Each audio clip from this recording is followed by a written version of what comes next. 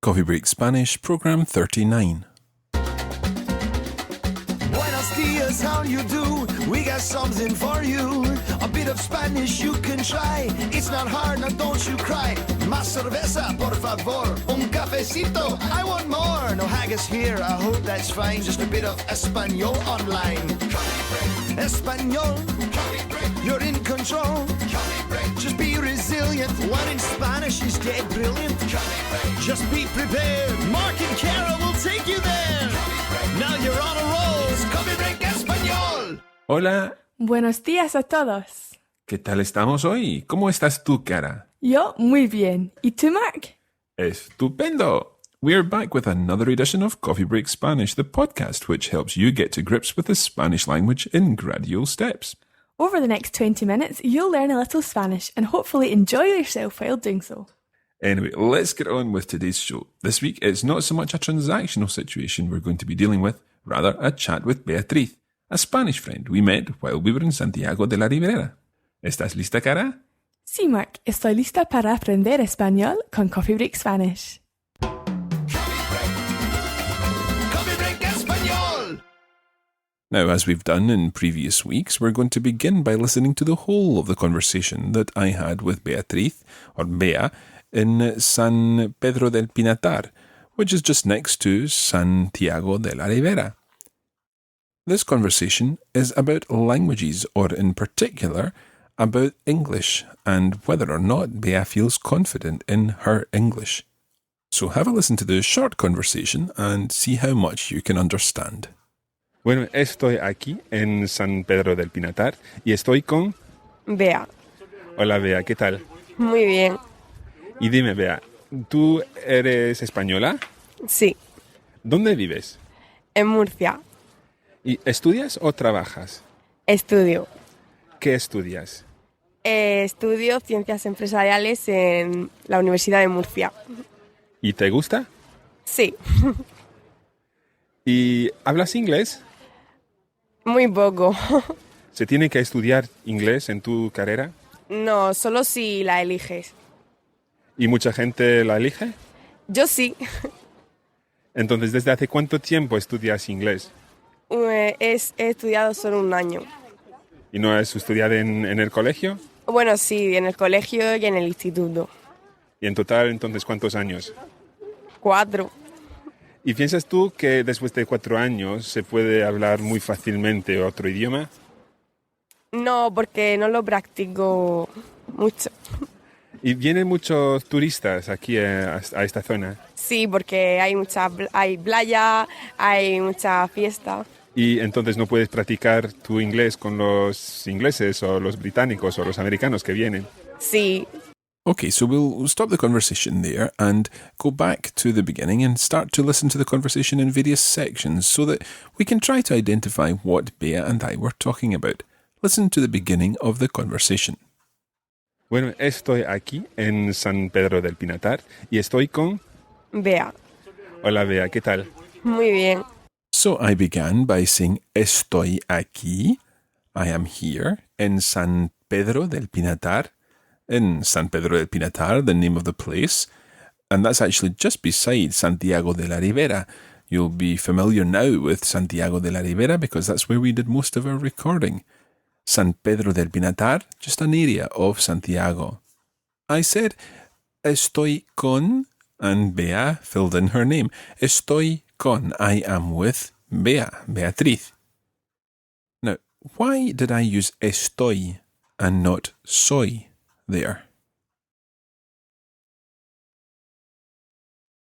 The reason for this is that estoy, from the verb estar, is used when we're talking about location or a temporary thing.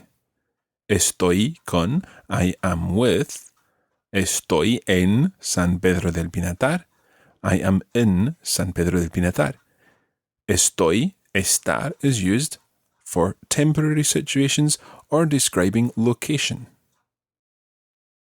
So after asking Bea how she was, ¿cómo estás? ¿Qué tal? And she said, muy bien, I then go on to ask her a question. Have a listen to the question. Y dime, Bea, ¿tú eres española? Sí. ¿Dónde vives? En Murcia. I say to Bea, dime, Bea. Dime means tell me. It's the informal version of dígame. Dígame or dime. Dime, Bea. Tell me, Bea. ¿Eres española? ¿Eres española? Are you Spanish? Española, the feminine form of the adjective for Spanish. The masculine form is español. This adjective, like many other adjectives, ends in a, española. Española, the feminine form of Spanish. The masculine form is español, so it doesn't have an extra vowel at the end. Take another example. Americano. Americano has o at the end. And if you're from the United States, you're more likely to say norteamericano, North American, because obviously americano, americana can have the meaning of Latin American. So if you want to say I am North American, you would say soy norteamericano.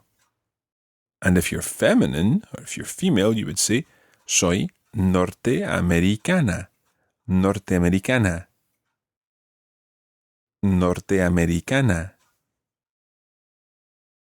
In this case, Bea is española.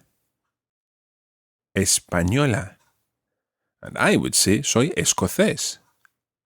Escocés. Cara would say escocesa. These are all the adjectives linked to nationality. ¿Y estudias o trabajas?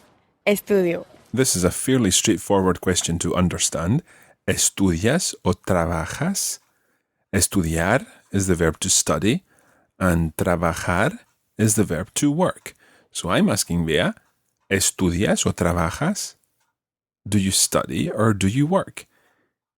Now, obviously here I'm wanting to find out what Bea does with her time, but in fact, ¿estudias o trabajas is one of those phrases that's used very often in sort of chat-up situations. ¿Estudias o trabajas? Do you study or do you work? It's really just a conversation starter, so you can use it to start off those conversations when you want to find out what someone does, or if you just want to start talking to them. ¿Estudias o trabajas? And it's obviously aimed at a particular age group. So I go on to ask Bea what she studies. ¿Qué estudias? ¿Qué estudias? Estudio ciencias empresariales en la Universidad de Murcia. Now, Bea does speak quite quickly. Listen again to what she says she studies. Estudio ciencias empresariales en la Universidad de Murcia. Estudio ciencias empresariales en la Universidad de Murcia. So we know that she studies in the Universidad de Murcia, Murcia University. But what does she study? Ciencias. Ciencias. Now you should know that the th sound there is a C. Ciencias. So if you look at the word, or if you imagine the word, ciencias, that would be spelled C-I-E-N-C-I-A-S. Ciencias. Ciencias would be sciences. In Latin America, it would be pronounced ciencias. And in a sense, that's perhaps easier to identify in this particular situation. Ciencias. Ciencias empresariales. Now, you may be familiar with the English word impresario. Impresario is someone who does very well in business, someone who takes risks and achieves things in a business sense. So, empresariales are linked in some way to business.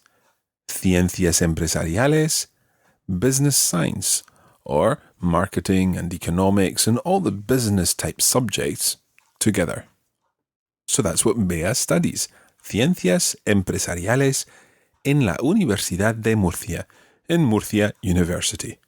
Let's go on. ¿Y te gusta? Sí. You shouldn't have too much of a problem understanding my question. ¿Te gusta? Do you like it? Do you like studying ciencias empresariales? And Bea says, sí, she does.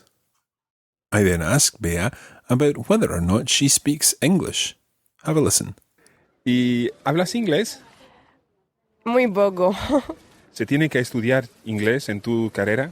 No, solo si la eliges. ¿Y mucha gente la elige? Yo sí. So I ask Bea, ¿hablas inglés? ¿Hablas inglés? Do you speak English? And she answers, muy poco. Literally, very little. Muy poco. Very little. I go on to ask Bea another question. I say, ¿se tiene que estudiar inglés en tu carrera? Now, there's something that you need to understand here to understand this whole sentence, and that's the word carrera. Carrera is linked to the English word career. Carrera means, in this sense, your university studies, your studying life, your education life. So, se tiene que, does one have to, estudiar inglés, to study English, en tu carrera, in your line of studies. So keeping in mind my question, have a listen to Bea's answer. No, solo si la eliges. So from Bea's first word there, we know that the answer is no, no. She goes on to say, solo si la eliges. Eliges comes from the verb elegir. Elegir means literally to elect, to choose. It comes from the same root as the word elect in English. Elegir, to choose. Now, we've got to think a little about this. Si la eliges.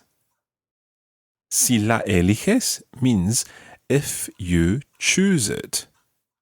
So you only need to study English if you choose it as part of your studies. But why is it la eliges? Si la eliges. Normally, if we're looking at the word for it, it's more likely that it would be lo. Lo and la can both mean it.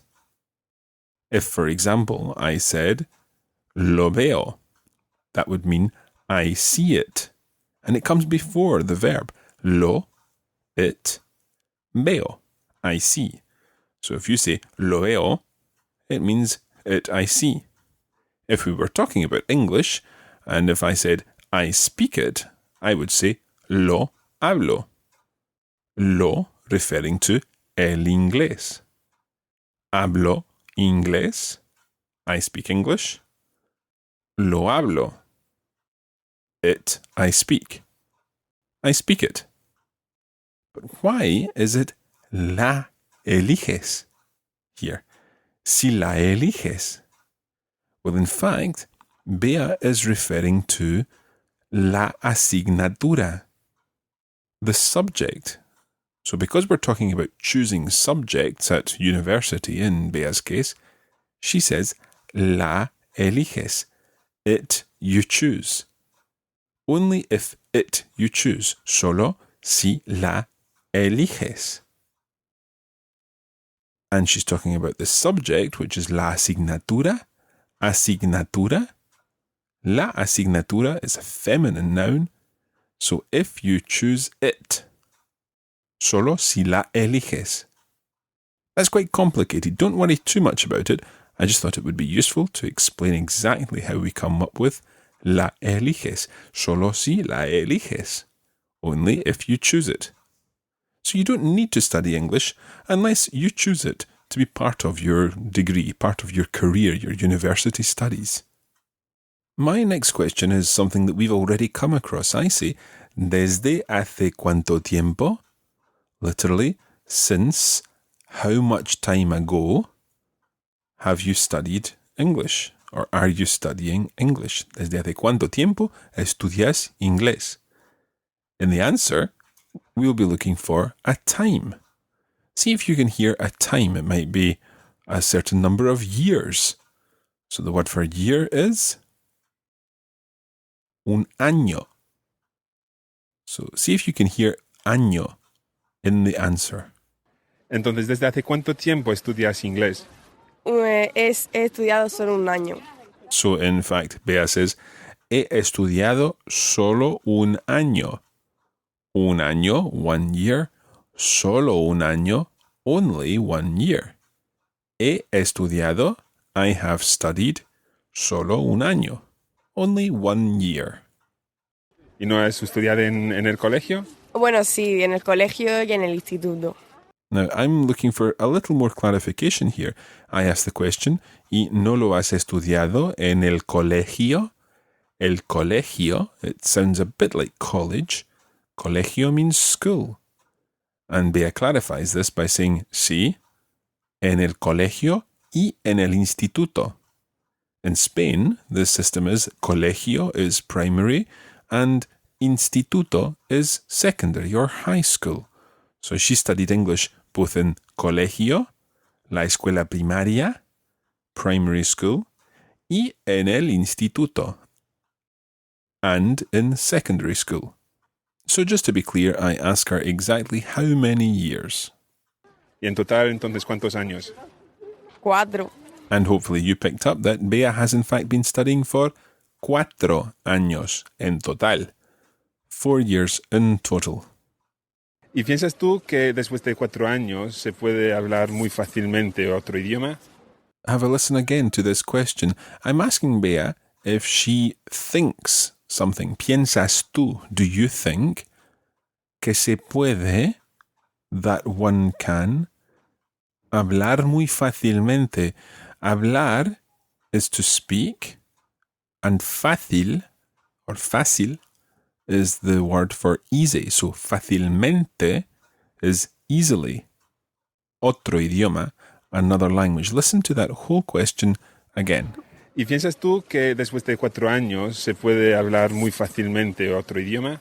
So the question means, do you think that it's possible to speak very easily another language after 4 years? Listen to Bea's response. No, porque no lo practico mucho. In her case, she says, no lo practico mucho. No lo practico. Practicar means to practice, as in to practice a language or to practice a skill. No lo practico mucho. She doesn't think she can speak it well because she doesn't practice it much. No lo practico mucho.